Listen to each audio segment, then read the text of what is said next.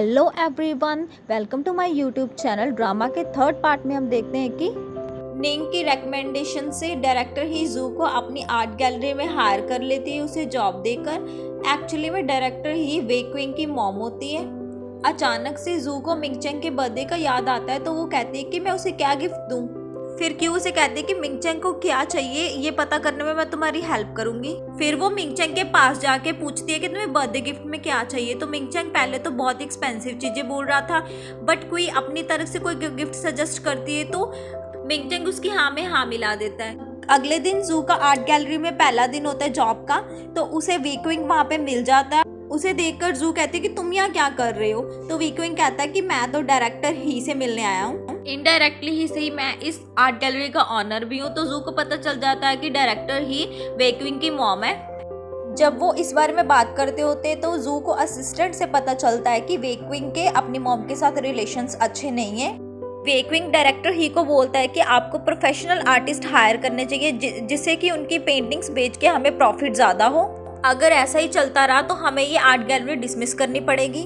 But director ही मानती नहीं और कहती है कि आर्ट गैलरी एक मेरा पैशन है, मैं प्रॉफिट और लॉस नहीं देखूंगी। और कहती है कि आप 30% शेयर ही आर्ट गैलरी के तुम्हारे हैं, तुम अपनी मर्जी से आर्ट गैलरी नहीं चलाओगे। और उनके बीच हुई ये सारी बातें जू सुन लेती है। फ्लैशबैक में हम देखते हैं कि वेक्विंग के अपने पेरेंट्स के साथ रिलेशंस अच्छे नहीं थे और उसे डांट पड़ने पर वेक्विंग और ढीठ बनता जाता था और फिर ड्रिंक भी करने लग गया था। वेक्विंग के फादर के मरने का कारण भी वेक्विंग की मॉम वेक्विंग को ही मानती थी, बट वेक्विंग हमेशा से अपनी मॉम के साथ अच्छे रिलेशन बनाना चाहता था। सैड होकर वेक्विंग पार्क में बैठा हुआ होता है, तभी उसके पास जू आ जाती है। आकर के कहते हैं कि तुम्हें अपने फ्रेंड्स के साथ चिल आउट करना चाहिए, अगर ऐसे ही अकेले बैठे रहोगे तो ओवरथिंक ज्यादा करोगे।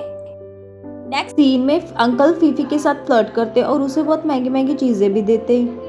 घर आकर फीफी अंकल का दिया हुआ ब्रोच सबको दिखाते और खुश होती है। तो जू कहती है कि तो बहुत एक्सपेंसिव लग रहा है। जू को ख्याल आता है कि वेक्विंग और वो दोनों बैठ के पेस्ट्री खा रहे होते हैं, तो वेक्विंग उसके मुंह पे लगी हुई पेस्ट्री उतार के खुद खा जाता है। तो जू हंसने लग जाती है और हैरान होकर कहती है कि मेरे मन में ऐसी बातें क्यों आ रही है।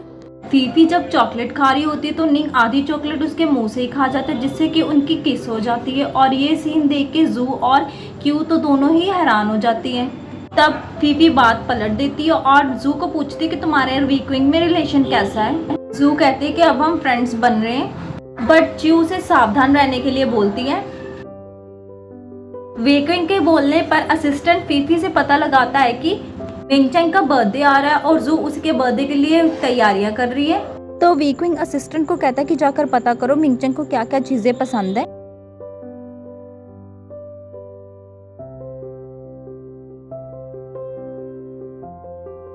वेक्विंग जू को बुला के उसको मिंगचेंग की वीडियो दिखाता है, जिसमें मिंगचेंग ये बोलता है कि मुझे तो शॉर्ट हेयर और कैजुअल कपड़े पहनने वाली लड़की चाहिए। इसे सुन के तो जू हैरान हो जाती है। मिंगचेंग को कन्फेस करने में वेक्विंग जू की हेल्प करता है। अब वो बिल्कुल वैसा ड्रेसअप करती है जैसा मिंगचेंग ने बोला था, जिसको देखकर वेक्विंग हंसने लग जाता है। तो मिंगचेंग उसे बोलता है कि चेंज करके आओ, तभी वो दूसरा ड्रेसअप करती है। वो भी मिंगचेंग को अच्छा नहीं लगता। थर्ड टाइम तो जू बहुत ही फनी लग रही होती है, जिसे देखकर वेक्विंग की तो हंसी नहीं रुकती। जब वो फोर्थ गेटअप में आती है तो कहती है कि ये तो बिल्कुल चू की तरह गेटअप लग रहा है, कहीं मिंगचेंग क्यू को तो नहीं लाइक करता। इधर निंग जू को वेक्विंग की सारी हिस्ट्री बता देता है कि उसके पेरेंट्स के साथ रिलेशंस अच्छे नहीं थे। नेक्स्ट डे जू मिंगचेंग को मिलती है और बातों ही बातों में पूछते हो कि कहीं तुम क्यू को तो नहीं लाइक करते। तो मिंगचेंग उसे बोलता है कि मैं तो क्यू को अपना राइवल समझता हूँ।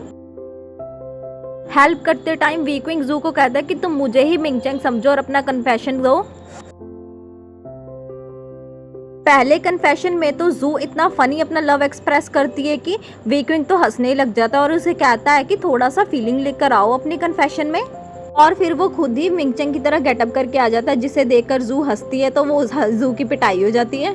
इस बारी कन्फेस करते करते उसे लगता है कि मिंगचेंग सच में उसके सामने खड़ा है, तो जू उसको हक कर लेती है। दोनों इतने इमोशनल हो जाते कि किस करने वाले होते, तभी वहाँ पे असिस्टेंट आ जाता है। तो उन बेचारों की किस बीच में ही रह जाती है। वेक्विंग ने दिल से ठान रखा था कि वो सच में अब जू की हेल्प करेगा। तो बर्थडे के लिए वेक्विंग जू को पिक करने के लिए आता है। जू वेक्विंग के लिए भी गिफ्ट लेकर आती है, बट उसे कहती है कि इसे घर जाकर ही खोलना। जू जब बर्थडे पार्टी में जाती है तो मिंगचेंग उसको ऐसा ड्रेसअप हुआ देखकर कहता है कि ये तुमने क्या पहन रखा है, और क्यू भी उसे देखकर हैरान होती है। वापिस घर आने पर वीक्विंग जब गिफ्ट खोलता है तो उसे पता चलता है कि मिंगचंग और उसका गिफ्ट एक्सचेंज हो गए, तो फटाफट से वो वापिस गिफ्ट रिटर्न करने के लिए जाता है। उधर पार्टी में रैन मिंगचंग को बहुत ही एक्सपेंसिव कैमरा गिफ्ट करती है, तो जू एम्बैरस फील करती है क्योंकि उसका गिफ्ट तो उसके सामने बहुत सिंपल होता है।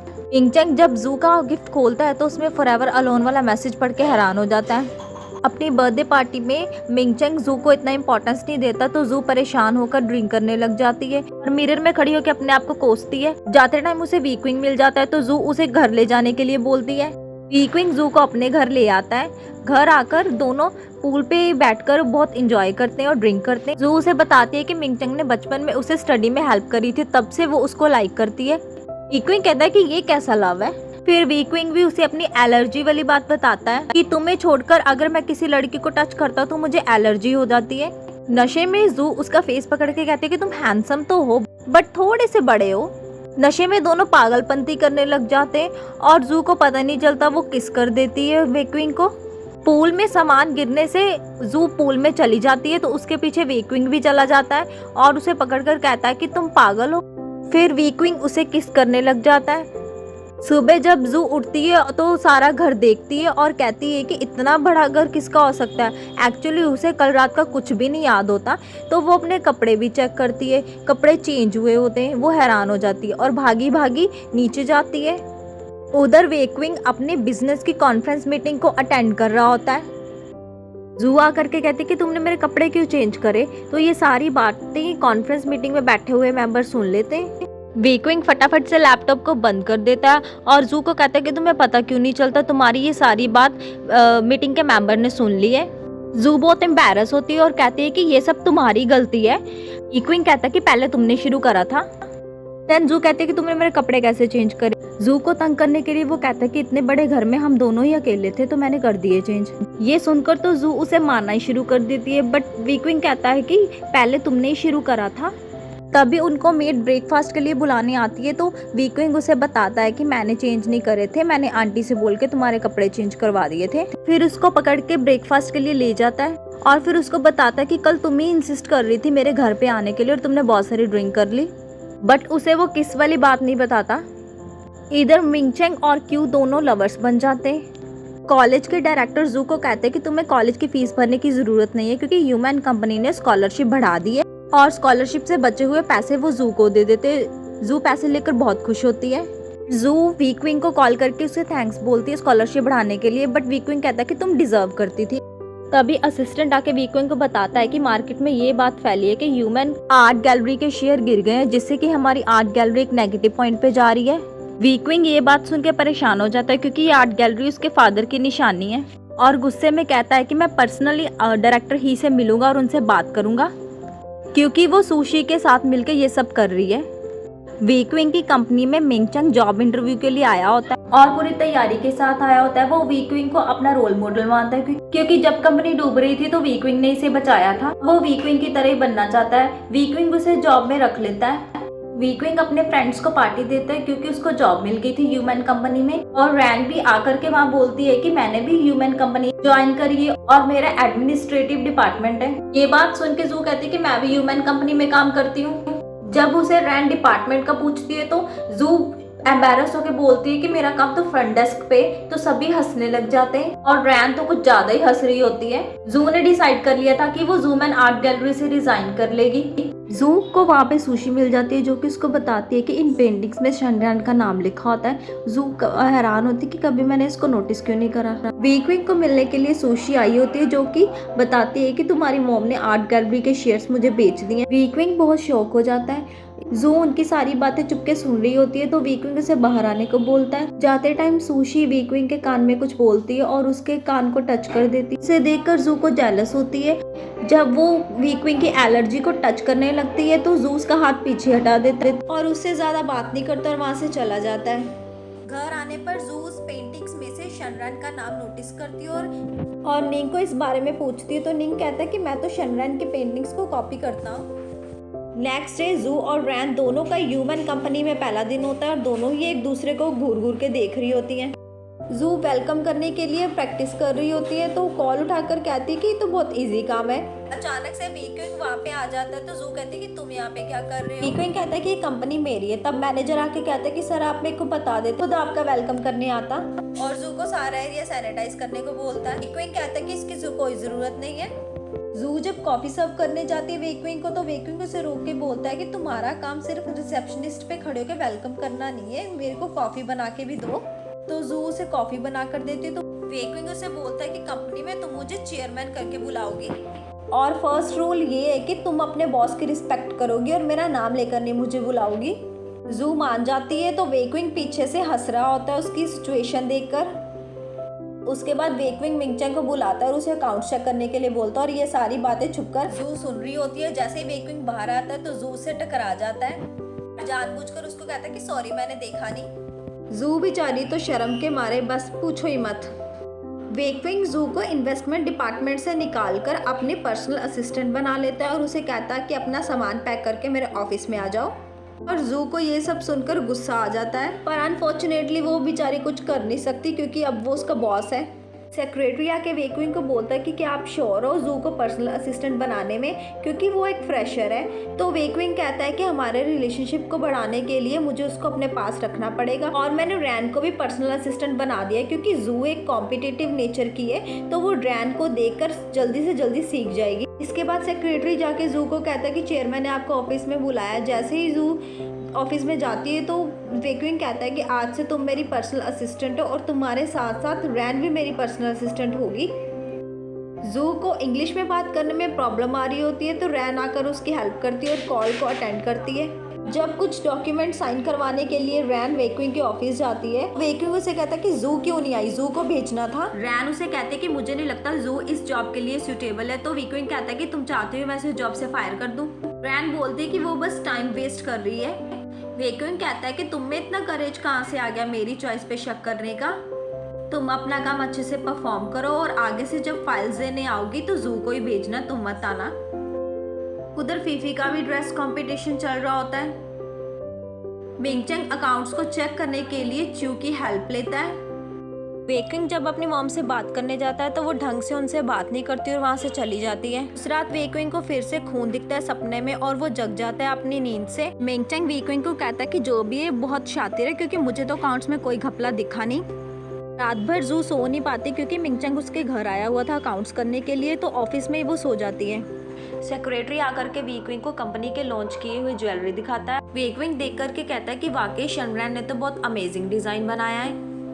अभी वेक्विंग नोटिस करता है कि जू तो सो रही है तो वो जू को अपनी गोद में उठाकर सोफे पे लिटा देता है और उसे अपना कोट पहना देता है। जू को एकदम से सपना आता है कि वो वेक्विंग के साथ किस कर रही है तो वो डर के उठती है। तो वेक्विंग उसके पास आकर उसे पूछता है क्या हुआ, तो वो उसे डर के भाग जाती है और जैसे कॉफ़ी पीती है, कॉफ़ी पीते टाइम वो वेक्विंग के फेस पे कॉफ़ी गिरा देती है और उसको सॉरी बोल के वहाँ से चली जाती है। वेक्विंग बेचारा क्या करता, उसे गुस्सा भी नहीं कर सकता था। बाहर आकर जू यही सोचती रहती है कि मैं उसे किस कैसे कर सकती हूँ। जू को वेक्विंग अपने ऑफिस में बुलाता है और उसे वो नेकलेस दिखाता है जो उन्होंने लॉन्च करा है। जू कहती है ये तो बहुत प्रिटी है, क्या मैं इसे एक बार पहन सकती हूँ चेयरमैन। नेकलेस पहन करके बोलती है कि ये तो शनरैन का डिजाइन करा हुआ है और मेरे जैसी पुअर स्टूडेंट तो इसे पूरे लाइफ टाइम अफोर्ड नहीं कर सकती। वेक्विंग कहता है कि क्या मैं तुम्हें, तो जू कहती है कि इसकी कोई ज़रूरत नहीं है। तभी वेक्विंग कहता है कि मैं ये नहीं कहने वाला था कि मैं तुम्हारे लिए नेकलेस लूँगा, बल्कि मैं तो नेकलेस उसके लिए लूँगा जो मेरे लिए स्पेशल होगी, जैसे कि सुशी। जेलसी में वेक्विंग इसे कहती है कि ठीक है मैं उतारने वाली थी, मैंने तो इसीलिए पहना था क्योंकि शनरैन ने इसे डिज़ाइन करा था। वेक्विंग इसे कहता है कि ये उतारना मुश्किल है क्योंकि इसमें पासकोड लगा हुआ है, तुम इसे उतार नहीं सकती, अगर उतारोगी तो तुम्हें अपना सर काटना पड़ेगा। जू से बोलती है कि मुझे मरना मंजूर है पर मैं इसे पहनूंगी नहीं। फिर वेक्विंग उसको कल के इवेंट के लिए तैयार होने को बोलता है और कहता है कि तुम मेरे साथ चलोगी। घर पर आकर भी जू उस नेकलेस को उतारने की कोशिश करती है और फिर निंग की हेल्प लेती है। तभी फीफी वहाँ पर आकर अपनी ड्रेस दिखाती है तो जू कहती है कि ये तो बहुत महंगी ड्रेस लग रही है। फीफी बोलती है कि कल यही ड्रेस पहनकर मैं क्लास रीयूनियन पार्टी अटेंड करने वाली हूँ, मेरा बॉस मेरे साथ जा रहा है। तो ये सब सुनकर निंग को जेलस हो रही होती है। इसके बाद निंग जू का नेकलेस उतार देता है और उसे कहता है कि इसमें तो कोई पासकोड नहीं लगा हुआ था। नेक्स्ट डे जू वीक्विंग को वो नेकलेस रिटर्न करती है और कहती है इसमें कोई पासकोड नहीं लगा हो। तो वीक्विंग कहता है कि जितना मैंने सोचा था तुम उतनी पागल हो नहीं, और उसे फिर से नेकलेस पहना के बोलता है कि तुम पार्टी में मेरी बॉडीगार्ड बन के जाओगी और इस इवेंट में तुम मेरे बिल्कुल साथ रहोगी और किसी को भी मुझे टच नहीं करने दोगी, चाहे वो मेल हो या फीमेल। वो दोनों पार्टी के लिए तैयार हो जाते हैं और पार्टी में आने के बाद जू उसकी बहुत केयर करती है। वो किसी को भी वीक्विंग के नज़दीक नहीं आने देती। जब वीक्विंग सुशी को हैंडशेक करने वाला होता है तो जू उसको हैंडशेक नहीं करने देती। तो वीक्विंग उसको कहता है कि मुझे से इम्पोर्टेंट बात करनी है, तुम चली जाओ यहाँ से। पार्टी में जू अंकल यानी कि फीफी के बॉस को देखती है और सोचती कि ये यहाँ क्या कर रहा है। इसको तो फीफी के साथ रीयूनियन पार्टी अटेंड करनी थी। तभी अंकल वीक्विंग की सारी एक्स गर्लफ्रेंड को बता देते वीक्विंग यहाँ पे आया हुआ है। तो सारी उसकी गर्लफ्रेंड उसके पीछे पड़ जाती है। वीक्विंग बेचारा जान बचाकर भागने लग जाता है वहाँ से।